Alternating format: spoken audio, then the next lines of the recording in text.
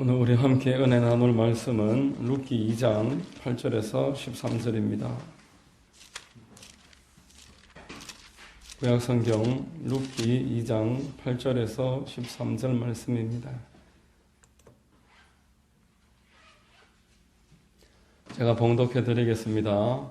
보아스가 룻에게 이르되 내 딸아 들으라. 이삭을 주우러 다른 밭으로 가지 말며 여기서 떠나지 말고 나의 소녀들과 함께 있으라. 그들이 베는 밭을 보고 그들을 따르라. 내가 그 소년들에게 명령하여 너를 건드리지 말라 하였느니라. 목이 마르거든 그릇에 가서 소년들이 길어온 것을 마실지니라 하는지라. 룻이 엎드려 얼굴을 땅에 대고 절하며 그에게 이르되 나는 이방 여인이거늘 당신이 어찌하여 내게 은혜를 베푸시며 나를 돌보시나이까 하니 보아스가 그에게 대답하여 이르되 내 남편이 죽은 후로 내가 시어머니에게 행한 모든 것과 내 부모와 고국을 떠나 전에 알지 못하던 백성에게로 온 일이 내게 분명히 알려졌느니라. 야훼께서 내가 행한 일에 보답하시기를 원하며 이스라엘의 하나님 야훼께서 그의 날개 아래에 보호를 받으러 온 내게 온전한 상 주시기를 원하노라 하는지라. 룻이 이르되 내 주여 내가 당신께 은혜 입기를 원하나이다. 나는 당신의 하녀 중에 하나와도 같지 못하오나 당신이 이 하녀를 위로하시고 마음을 기쁘게 하는 말씀을 하셨나이다 하니라. 아멘. 할렐루야. 주일 오전 예배에 나오신 여러분들 주님 이름으로 환영하고 축복합니다. 우리 옆에 분들과 한번 인사하겠습니다. 참 잘 오셨습니다. 참 잘 오셨습니다. 만나서 반갑습니다. 봉독해드린 룻기 2장 8절 이하의 말씀을 통해서 그의 날개 아래에서 받는 보호, 이와 같은 제목의 말씀을 전하겠습니다. 성령께서 여러분 모두에게 근원에 더해 주시기를 바랍니다. 여러분, 우리 세상의 사람들은 나름대로 인생의 목표를 가지고 열심을 다해서 살아갑니다. 아침에 일찍 일어나서 저녁에 늦게 눕고 할 수 있는 지혜를 다해서 세상 가운데서 소정의 목표를 이루기를 원하는 것은 누구나 다르지 않을 것입니다. 그런데 서점이나 많은 유명인사들 마지막 순간에 이야기를 들어보면은 내가 다시 살 수만 있다면, 그래도 책을 쓸 정도고 TV에 나오고 신문에 인터뷰를 할 정도의 그러한 삶을 살았음에도 불구하고 마지막에 인생을 끝마칠 때 내가 다시 인생을 산다면은 지금처럼 살지 않을 것이다. 그렇게 이야기하는 이야기들을 참 많이 듣게 됩니다. 책 중에도 다시 한번 살 수만 있다. 그런 시를 얼마 전에 읽은 적이 있습니다. 돈을 쫓아서 살아왔는데 마지막의 순간에 돈이 내 것이 아니더라. 건강을 그렇게 가꾸면서 살아왔는데 마지막에 가니까 건강도 다 잃어버리고, 자녀를 위해서 살아왔는데 자녀들도 결국 나의 것이 아닙니다. 내가 내 것이라고 생각하고 집착할수록 관계가 멀어지는 것입니다. 명예를 위해서 살았는데 명예도 잃어버리고, 마지막 순간에 돼서 돌아보면은 내가 쫓았던 모든 것들이 결국 내게 아니다. 그래서 사람들은 마지막 순간에 후회를 하는 그런 이야기들을 하는 것입니다. 사람은 처음부터 창조될 때 그런 것들을 쫓으면서 살도록 창조되지 않았습니다. 하나님이 사람을 창조하실 때 믿음이 없이는 세상에서 승리할 수 없도록 만들어 놓으셨습니다.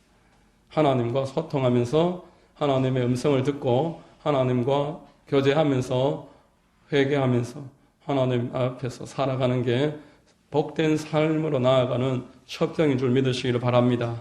요한일서 5장 4절에 무릇 하나님께로부터 난 자마다 세상을 이기느니라.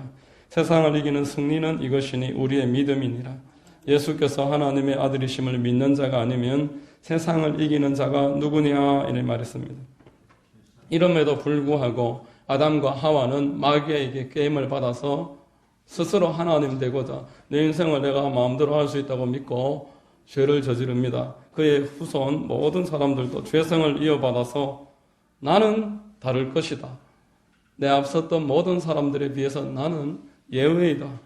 그렇게 자부하면서 하나님 의지하지 않고 살아가기를 기뻐합니다마는 결과는 다 동일한 것입니다. 많은 분들에게 이런 말을 들어봤습니다. 나는 내가 아프게 될 줄 몰랐습니다. 나는 그 사람이 늘 내 옆에 있을 줄만 알았습니다. 나는 이 사업이 이렇게 될 줄 정말 몰랐습니다. 여러분들도 그런 말 많이 들어보셨을 겁니다. 어니스트 허밍웨이의 그 대표작으로 할 수 있는 노인과 바다, 그 노벨상도 받고 퓰리처상도 받았었는데 그 책의 주요 줄거리가 한 노인이 이제 어부의 일을 하다가 오랜 시간 물고기를 잡지 못하다가 이제 마지막으로 한 번 더 나가서 물고기를 잡는데 아주 큰 청새치를 잡았습니다. 그런데 얼마나 힘이 센지 감당이 되지 않습니다. 사투 끝에 사흘 만에 작살로 찍고 해서 겨우 이제 끌고 올 수 있게 됐는데 그 청새치의 피 냄새를 맡고 상어들이 막 몰려들었습니다. 그래서 상어들이 그 청새치를 빼앗아 가려고 하니까 또 이번에는 상어들과 싸워. 상어들을 간신히 이렇게 쫓아내고 자기 목적지까지 도착을 해서 돌아보니까 이 상어들이 이미 벌써 쫓아냈지만 다 뜯어먹어버리고 얼마 남지 않았다. 뼈만 덩그러니 남았다. 사람이 세상에서 고뇌하면서 생명을 걸고 얻으려고 하는 행동들의 본질을 알 수 있는 그러한 작품입니다. 사람은 이제 한계에 다다라서야 겸손해지는 것입니다. 다시 하나님께 돌아가야 되는구나. 내가 하나님 앞에 나아가야지만 내가 안식을 얻을 수 있구나. 이제 깨닫는 사람이 예배 생활을 하는 것입니다. 이것을 깨닫는 사람이 기도하는 삶을 살기 시작하는 것입니다. 이것을 깨달을 때 순종이 가능하게 되는 것입니다. 그전에는 아무리 달라도 나는 예외라고 생각합니다. 나는 괜찮다라고 생각합니다. 나는 하나님 없어도 괜찮다고 그렇게 생각했던 누가복음 15장의 탕자와 같이 사람은 마지막에 한계를 경험하기 전에는 진실로 이것을 깨닫지 못합니다. 그럼에도 불구하고 감사한 것은 하나님 아버지께서는 내가 그 순간에 늦었더라도 돌아가기만 하면은 자상한 아버지가 그 자녀를 품듯이 둥지가 되어주시고 피난처가 되어주시고 우리의 안식처가 되어주시는 줄로 믿으시기를 바랍니다. 오늘 본문의 말씀과 같이 하나님은 그 품으로 돌아오는 사람을 내치는 법이 없으시고 회개하고 자복하고 자기의 잘못을 인정하는 자는 모두 지은 죄가 한 번도 없는 것처럼 용서함을 얻는 것입니다. 오늘 본문을 살펴보면 보아스는 사심 없이 룻에게 선을 베풉니다. 8절 9절 읽어보겠습니다. 보아스가 룻에게 이르되 내 딸아 들으라. 이삭을 주우러 다른 밭으로 가지 말며 여기서 떠나지 말고 나의 소녀들과 함께 있으라. 그들이 베는 밭을 보고 그들을 따르라. 내가 그 소년들에게 명령하여 너를 건드리지 말라 하였느니라. 목이 마르거든 그릇에 가서 소년들이 길어온 것을 마실지니라 하는지라. 여러분, 보아스를 통해서 하나님의 자비로우심을 엿볼 수가 있습니다. 여러분, 복음은 그저 받은 것 그저 주어라. 나에게 갚을 수 없는 사람이 있거든 오히려 그 사람을 더 그에게 나누어 주어라 말씀을 하고 있습니다. 하나님의 자비하심이 우리를 통해서 세상에 드러나기를 원하는 것입니다. 내가 베푼 사람이 나에게 갚아주면은 하나님으로부터 내가 받을 것이 없지만 내가 베푼 사람이 나에게 줄 것이 없어서 하나님 앞에 감사하고 기도하면은 그것에 대해서 하나님이 갚아주심으로 베풀 것 갚을 수 없는 그 사람이야말로 우리가 늘 돌봐야 되는 사람입니다. 하나님의 우리 은혜를 그렇게 알 수가 있습니다. 보아스의 행동에서 당신을 찾아온 사람을 불쌍히 여기는 목자와 같은 예수 그리스도의 모습을 보게 되는 것입니다. 여러분, 예수 그리스도는 이런 양 한 마리를 위해서 99마리를 들여두고 찾아나신 참된 목자셨습니다. 참된 목자는 양을 위해서 생명을 내어놓는다고 말씀하셨습니다. 예수 그리스도는 길을 잃어버린 저와 여러분들에게 새로운 살 길을 열어주시려고 자기 몸을 다 찢으셨다라고 말씀합니다. 새로운 살 길을 그의 육신을 통해서 내셨습니다. 히브리서 10장 19절로 20절에 그러므로 형제들아 우리가 예수의 피를 힘입어 성소에 들어갈 담력을 얻었나니 그 길은 우리를 위하여 휘장 가운데로 열어놓으신 새로운 살 길이요 휘장은 곧 그의 육체니라 말씀하십니다. 예수 그리스도의 십자가에서 흘리신 보혈로 말미암아 저와 여러분들에게 새로운 살 길이 열려진 줄로 믿습니다. 여러분, 예수님이 십자가에서 피 흘려 주심으로 저와 여러분 죄 용서함을 얻게 됐습니다. 오랜 죄 사함 얻지 못하고 죄를 짓고 도망 다니는 그 전과자, 탈옥범들, 지명 수매범들이 붙잡히게 되었으면은 이제 하는 이야기들이 오히려 후련하다. 죄를 짓고 발을 뻗고 지내지 못하는 것입니다. 호텔에서 고기를 먹고 있어도 죄를 짓고 도망 다니는 사람이 마음에 기쁨이 없고 평강이 없습니다. 불안하고 그래서 그 불안은 의심을 가져오고 모든 일에 있어서 점차 자기를 옥죄어오는 것입니다.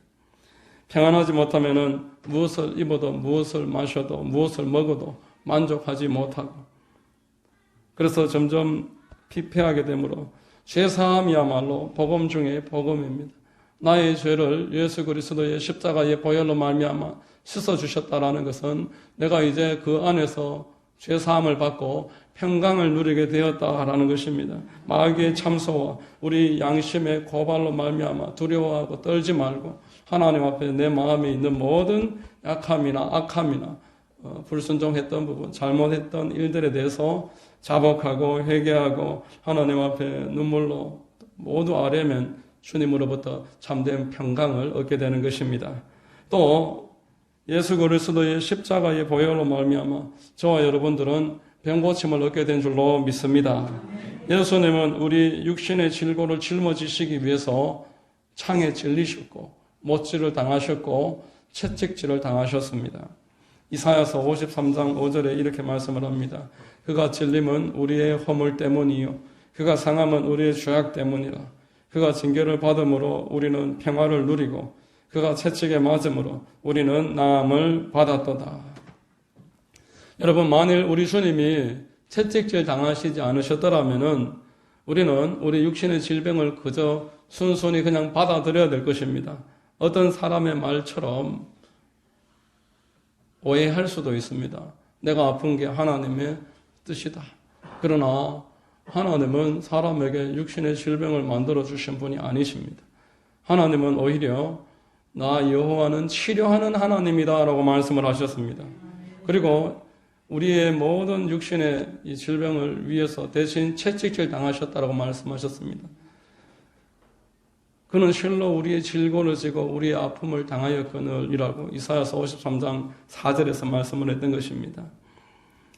우리는 이제 우리 하나님 앞에 믿음으로 간구할 수 있습니다. 내 육신의 질병이 마귀로부터 온 것이고 이 세상의 죄로 말미암아 비롯된 것임을 분명하게 인식을 하고 하나님 앞에 눈물로서 또 간구함으로써 또 예수 이름으로 선포함으로써 마귀를 쫓아버리고 병을 고침을 받고 하나님 안에서 건강과 자유함을 얻게 된 줄로 믿으시기를 주의 이름으로 축원합니다. 여러분, 육신의 연약함과 또 마귀는 하나님 앞에 기도해서 병을 고친다는 말을 어리석게 봅니다. 우리 스스로의 육신 또한 그것을 어리석게 생각하고 세상 사람들도 하나님 앞에 병을 고침받는다라고 이야기하는 것들을 미련하게 보는 것입니다. 그러나 지금도 믿는 자들에게는 하나님께서 표적을 내주시는데 병고침의 역사를 허락하십니다. 하나님 앞에 한 번에서 안 되면 두 번을 하고 두 번에서 되지 않으면 세 번을 해서 계속 병의 치료를 위하여 기도하는 것이 하나님의 뜻입니다.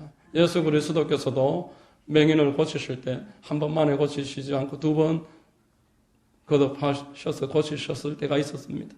그러므로 저와 여러분들도 하나님 앞에 포기하지 않고 엘리야가 비가 오기 위해서 7차례 구름이 떠오르기를 기다리면서 계속 기도했던 것처럼 그 7번이라는 것은 될 때까지를 이야기했던 것입니다.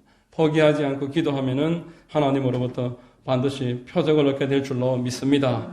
또 그리고 우리 예수 그리스도의 십자가 보혈로 말미암아 저와 여러분들은 축복을 얻게 되었습니다. 우리의 가난과 질병과 저주를 예수님이 십자가에서 짊어지심으로 우리는 아브라함의 복을 받게 된 사람들입니다. 그리고 고린도후서 8장 9절에 같이 한번 읽겠습니다. 우리 주 예수 그리스도의 은혜를 너희가 알거니와 부요하신 이로써 너희를 위하여 가난하게 되심은 너희를 부요하게 하려 하심이라 말씀하고 있습니다. 예수님 이 땅에 오셔서 가장 가난한 곳에서 출생하셨습니다. 가난한 삶을 짊어지셨습니다. 겉옷도 벗어주시고 속옷도 내어주셨습니다. 우리 주님께서 어떻게 가난해지실 수가 있겠습니까? 그의 영혼은 가난해지실 수가 없습니다. 육신은 선택적으로 가난해지실 수 있으셨습니다. 우리를 위해서 다 내어주신 것은 저와 여러분들에게 우리가 가지고 있는 가난을 부유함으로 바꿔주시기 위해서입니다. 이사야서 1장 19절에 즐겨 순종하는 사람은 땅의 아름다운 소산을 먹을 것이요 라고 말씀했습니다. 여러분, 하늘에 풍요로우신 아버지가 계신데 이 땅에서 그의 자녀들이 어찌 공급을 얻지 못하겠습니까? 우리는 믿음으로 늘 하나님 앞에 일용할 양식과 필요를 구하라고 말씀하셨습니다. 하나님 앞에 구할 때에 또 즐겨 순종함이 하나님을 의지하는 사람에게 땅의 아름다운 소산은 늘 예비되어 있습니다. 아브라함이 모리아산에서 그 양을 공급받았던 것과 같이 엘리야가 사렙다 과부와 함께 3년 6개월 동안 늘 양식이 보충되었던 것처럼 하나님께서는 그의 자녀들이 가는 곳에 일용할 양식과 모든 것 예비해 놓으시는 분이십니다. 진실로 아버지는 당신의 생명까지 저와 여러분들에게 내어주신 분이십니다. 그러므로 우리는 그 날개 아래 피했을 때에 그로부터 내침을 받지 않고 그가 우리의 모든 것들을 예비해 놓으셨고 공급하심을 믿을 수가 있는 것입니다.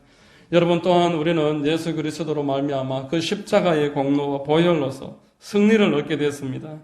저와 여러분들은 세상에서 고아처럼 살아가는 사람들이 아닙니다.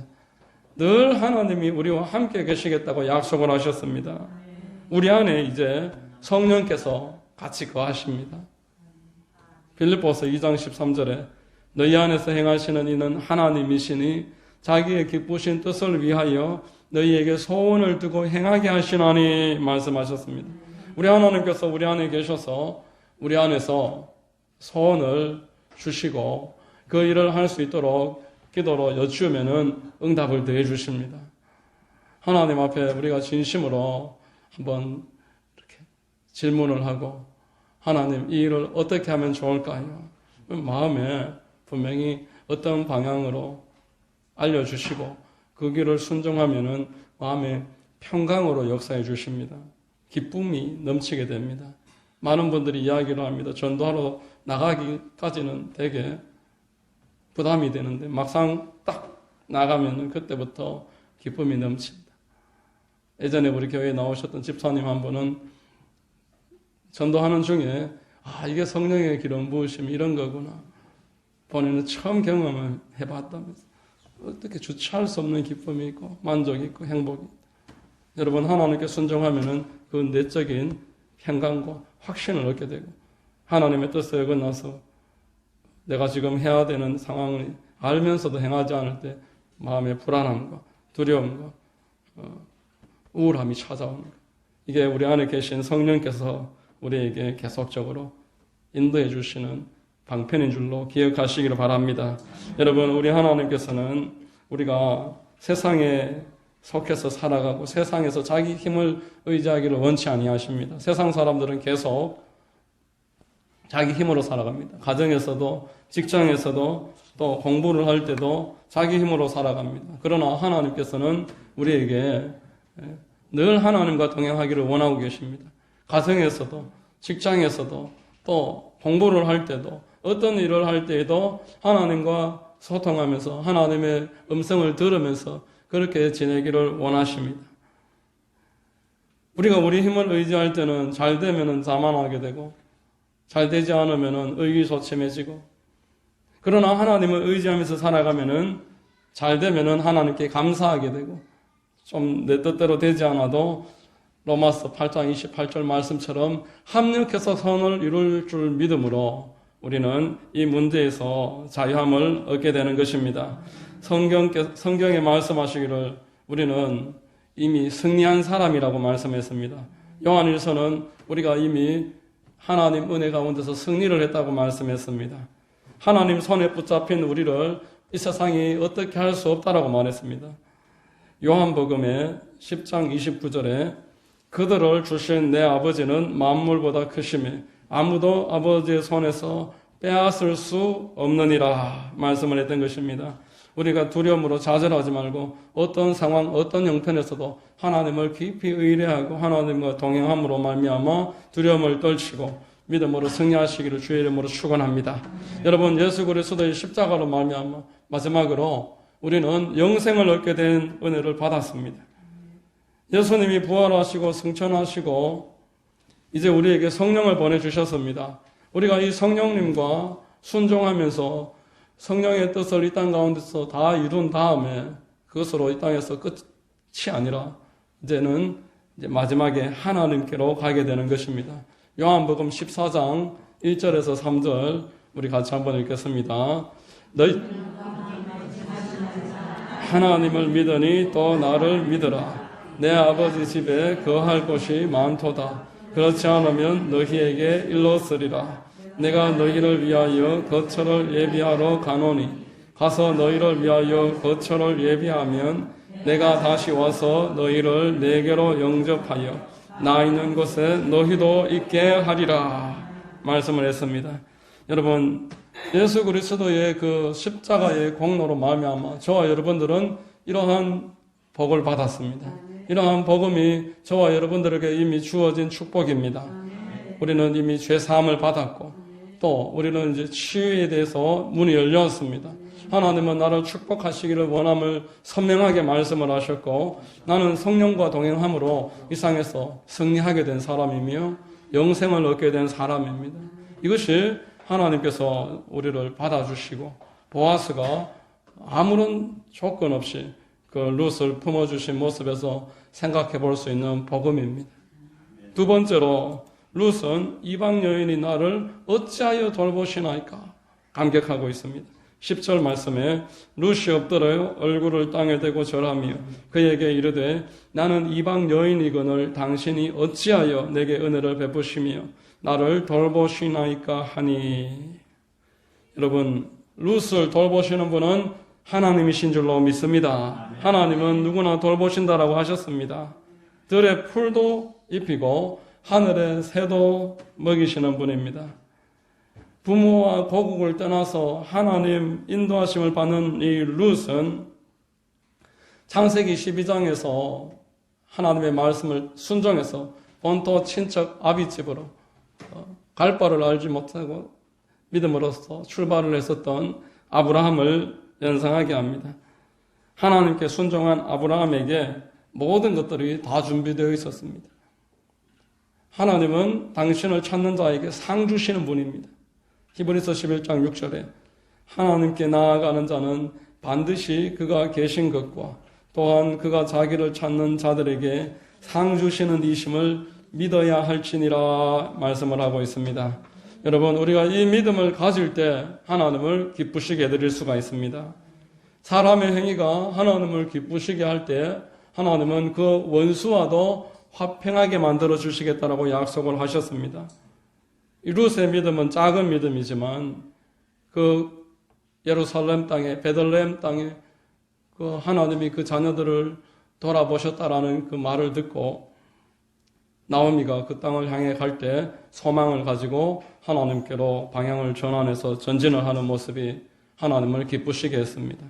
하나님은 이미 이 룻이 돌아오면은 보아스를 만나게 하시고 보아스를 통해서 보호와 인도를 받도록 이때 준비를 하셨던 것입니다.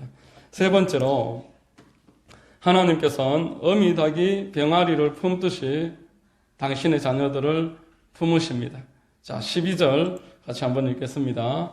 야훼께서 내가 행한 일에 보답하시기를 원하며 이스라엘의 하나님 야훼께서 그의 날개 아래에 보호를 받으러 온 내게 온전한 상 주시기를 원하노라 하는지라. 아멘.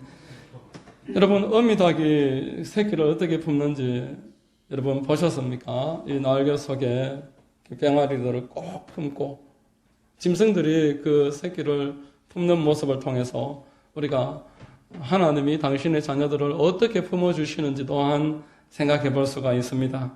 하나님은 그가 지난 삶이 어떠했는지, 그가 출신이 어떠한지 묻지 아니하시고 회개하고 자복하고 나오면은 받아주십니다. 하나님은 언제나 이 병아리를 품는 어미처럼 당신을 찾아온 사람의 배경을 묻지 않으셨습니다. 당신을 찾는 사람 그의 신분이나 지나온 과거를 따지지 않으셨습니다.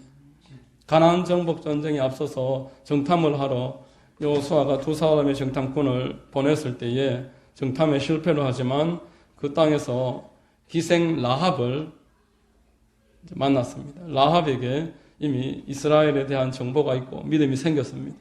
그래서 이 기생이 그 이방 땅에 있었지만 지난 삶을 뒤로하고 하나님께 도움을 요청하고 품어주시기를 구했을 때에 하나님은 그 라합을 품어주셨습니다. 그를 찾아온 자를 내치지 않으셨습니다. 또 이 가나안 정복 전쟁이 시작되었을 때 가나안 땅에 들어와서 이제 전쟁을 해나가는 이스라엘 땅 사람들에게 여호수아에게 기브온 민족이 거짓말로 속이고 찾아옵니다. 찾아와서 이제 화친을 맺자고 속입니다. 우리는 멀리서 왔는 사람들인데 하나님과 화친하기를 원합니다. 그렇게 거짓말로 숨어 들어온 이스라엘 사람들에게 그 화친을 요구했던 기브온 사람을 하나님은 받아주시는 겁니다. 노아의 방주를 보면은 방주에 정결한 짐승이 그리고 부정한 짐승이 함께 들어옵니다. 하나님은 구원하는 일에 있어서 그 조건이나 그의 과거를 묻지 않으심을 보여주는 것입니다. 나오미와 룻은 이스라엘로 내가 돌아오기만 하면은 하나님이 나의 하나님이 되어주시고 그리고 그들을 품고 자기 백성으로 돌봐주실 줄을 믿고 찾아왔습니다. 지금도 이 땅 가운데서 소망을 잃고 살아가는 사람들이 참 많습니다. 이 땅 가운데서 길을 잃어버리고 방황하고 있는 사람들이 수도 없이 많습니다. 하나님께서는 그들을 변함없이 기다리고 계십니다. 우리는 그 사람들에게 전할 수 있는 복음을 가지고 있습니다.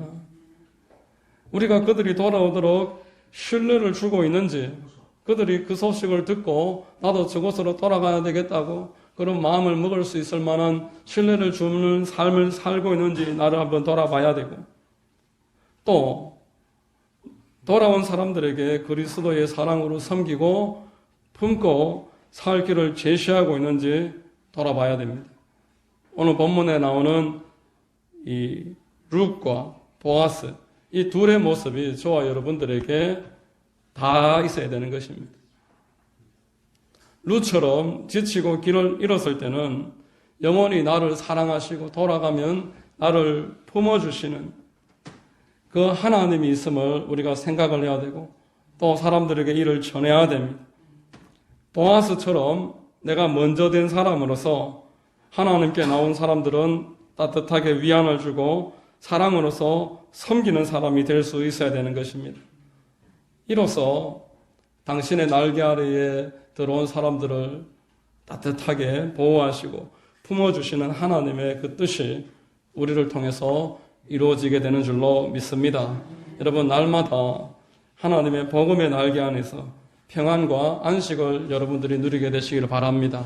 하나님은 우리가 하나님 품 안에서 따뜻하게 보호받기를 원하십니다.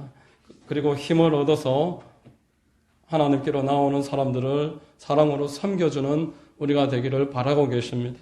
교회를 통해서 하나님의 뜻이 이루어지기를 바랍니다. 아멘. 이런 은혜가 우리 모두에게 있게 되시기를 예수 그리스도의 이름으로 축원합니다. 기도하겠습니다. 하나님 아버지 감사합니다. 오늘도 주님 은혜 가운데 함께 모여서 하나님의 사랑에 대해서 하나님이 우리를 사랑하신 그 사랑을 은혜를 나누게 하시니 감사합니다. 하나님은 끝없이 우리를 사랑하고 계시고 우리를 통해서 하나님의 뜻을 이루고자 하시오니 우리의 연약함을 감춰주시고 새 힘을 더하여 주시고 보아스와 같이 세상에서 하나님의 뜻을 이루는 통로되도록 인도하여 주옵소서. 예수님 이름으로 감사하며 기도드립니다. 아멘.